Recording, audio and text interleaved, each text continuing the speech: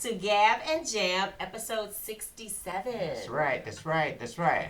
And this topic today kind of ties into the last episode, which you should go back and check out. The last episode was 5 tips for staying creative. This episode is 5 tips for finding your musical voice. Okay. This is something we hear from a lot of people. It seems like we've probably individually we kind of always had it, but when we backed up to try to figure out what it is that kind of helped us grow, what came a little bit more naturally so that we could share with others, these are the tips that we came up with. Right. Okay, since we're always looking for ways to practice creativity. Yes. Hopefully this helps you because this is what we do.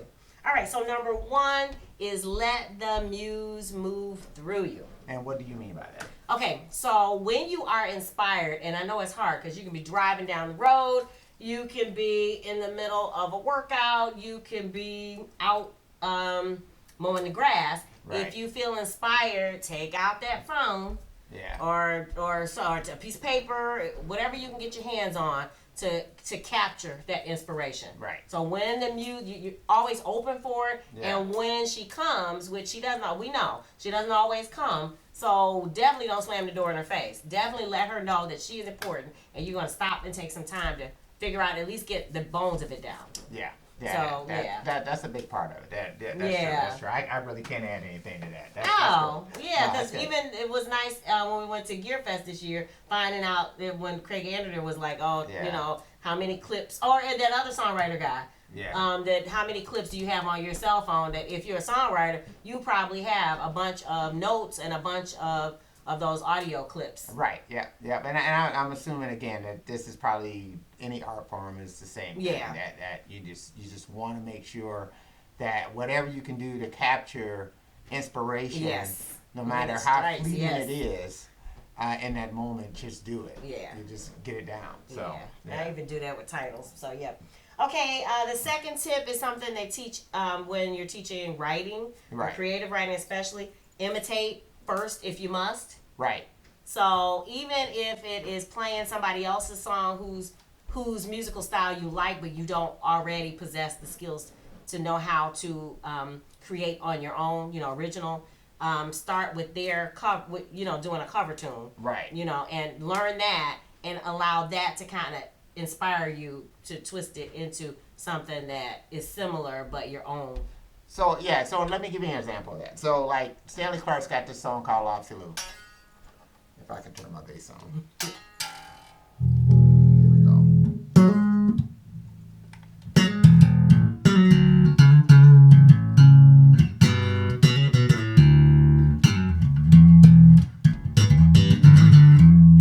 So that's Lopsy Lou. So I took that when I was really young and and I turned that into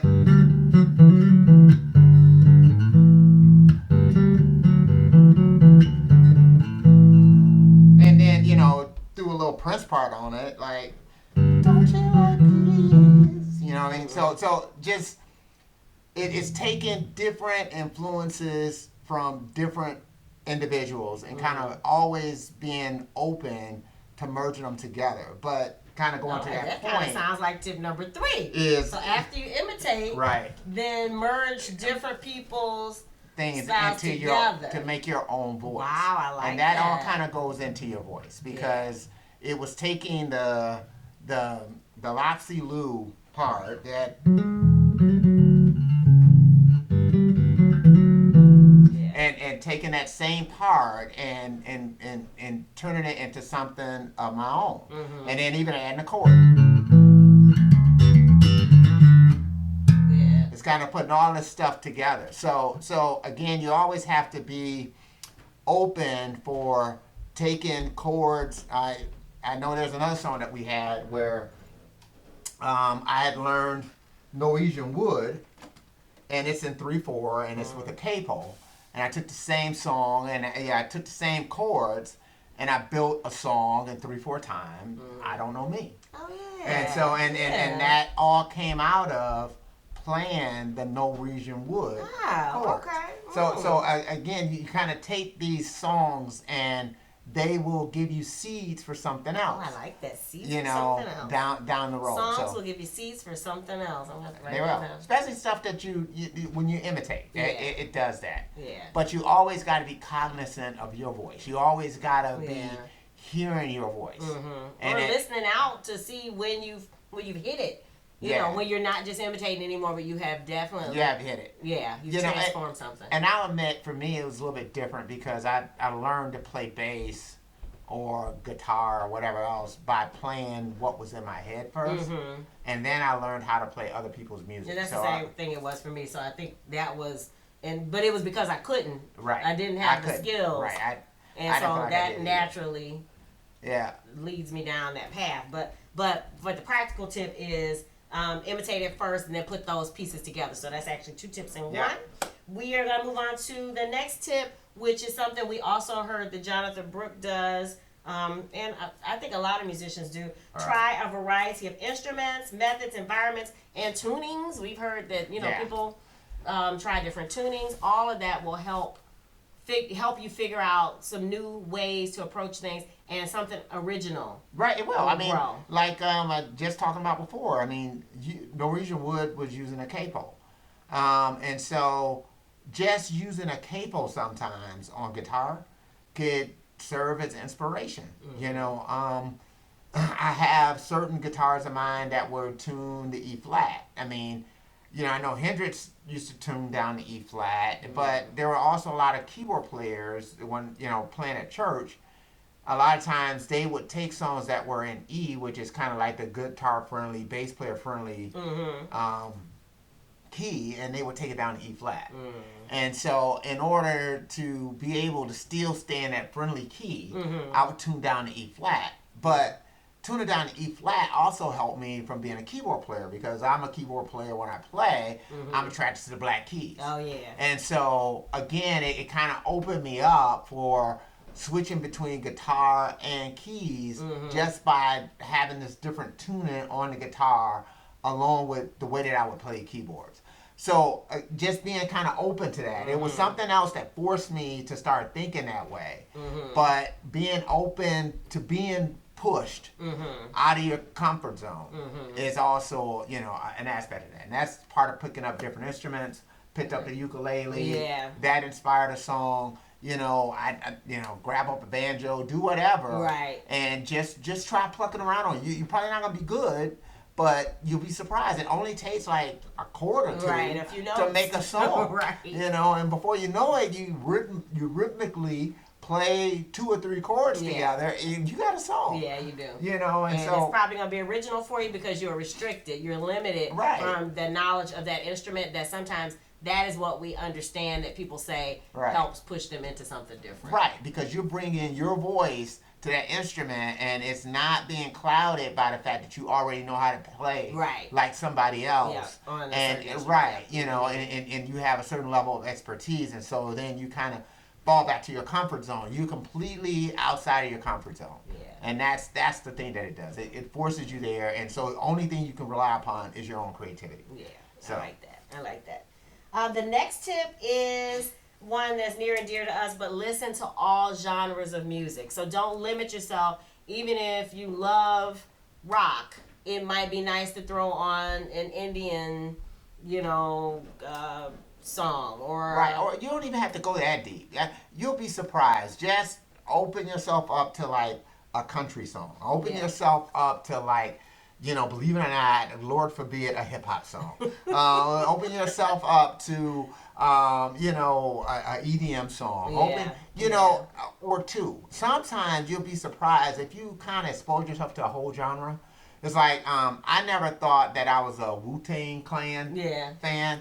Until I watched their documentary. And then all of a sudden they played this one song. I mean, I can't remember the name of it. It's on my running list though. And I was like, whoa. That's the jam. I like that one. And that's the one I like. So you'll be surprised. That happens to me. So I didn't think I liked the Beastie Boys. And then all of a sudden I heard that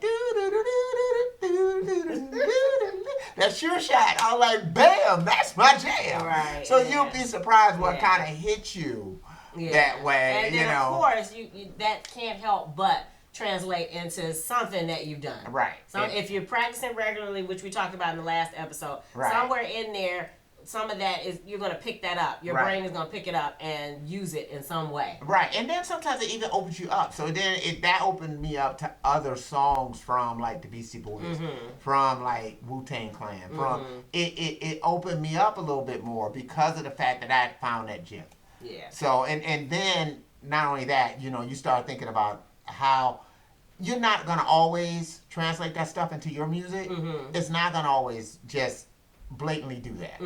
You know, but to me, it's always a part of the toolkit. Oh yeah. And so you just never know when it's gonna creep out. Yeah. You know, because it will. Yeah. And you'll be surprised at where it does. It might be in the middle of one of your heaviest metal like songs that you kind of throwing that. Oh Lord. Something like that. But I understand. You'll be surprised what you come up with, and it'll be like, wow, this is just really different, and it hits and it fits. Right. So it hits and it fits. Go ahead. Helps you find your voice. I like that.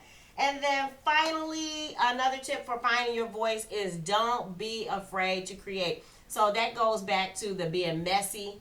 To you know, you really hate the song, but the fact that you got it out, that you tried it, that you tried something different, you know, whether it's the tunings, whether it's changing hands, whether it's whatever it is. Yeah, I mean, it's like the way we start this off. I just learned funky stuff from Parliament Funkadelic.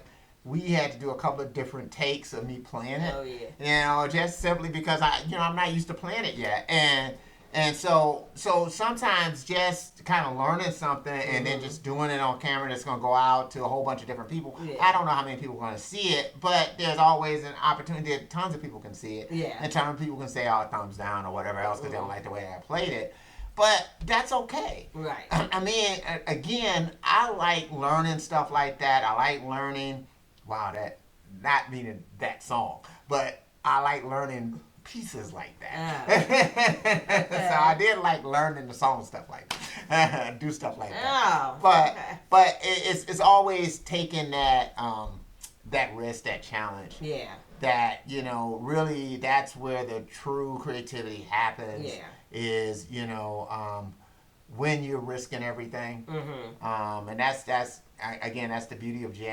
Yeah, that's jazz, beauty. right. Or you know, and I'm not gonna just restrict it to jazz because I think DJs have it. Oh yeah, and hip hop with the flowing. Yeah. I mean, if you're flowing on the fly, you're doing freestyle. Yeah. If you're a DJ and you're mixing stuff right in the moment and you're trying to make sure that you're picking up with the whatever it is. So it isn't just restricted to just musicians. Yeah. This is just anything that's kind of like that. If you're doing slam poetry or whatever. You know, it's in that moment. It is that fact that, you know, even with people who are athletes, it's the same thing. You know, I mean, when they have to create, come up with a shot, come up with a great pass, come up with a great throw, come up with a big hit, whatever it is, you know, it's that moment of pressure that creates the diamond. Yeah, that's which true. is what the whole creative process is about. And you might lose a lot, but there's going to be a win somewhere along the line if you keep doing it. Yeah. So, all right, let's wrap it. Okay, so that ties into finding your musical voice. If you like listening to a variety of musical genres, we have a Facebook group for that called Funky Happy People who like to listen to a variety of musical genres. Right. Look for the link below. We'd love for you to share some of the songs that you like, that turn you on, because we know that they're multivariate, and then you can enjoy some of the things that we put up.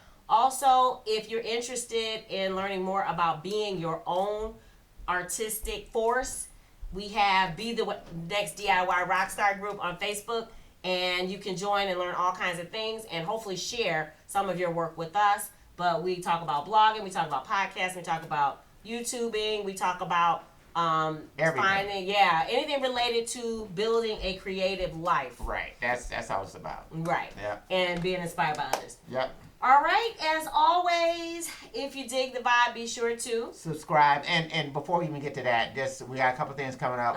We're looking at London that's coming up in a couple of weeks from now. Yep. So I don't know when you're gonna watch this, but if you watch this before the week of the 17th going to the 24th, you can kind of give us some tips as to what we should be looking out in London.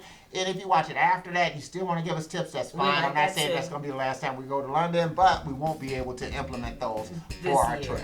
Okay, so we can let you know that part of it. So again, you know, we're always looking for all kinds of great stuff, clothes, music, whatever. You know, food, sights to see, places to run, just whatever you want to throw out there. You know some great stuff about London, so let us know. Not saying we're going to be able to hit everything. We just try to hit as much and we're as actually going to hopefully see a couple people while we're there too. Yeah, hopefully we already set that up. And finally, Blockvember. If you have Blockvember this year is going to be focused on tips. So if you would like to know our favorite tips on whatever it is, make sure you drop it in the comments below, and we will definitely use yours first. Right. So as always, we're wishing you love, peace, and chicken grease. And if you like the vibe, you know to subscribe. I just want to say that again. Peace out. Bye-bye.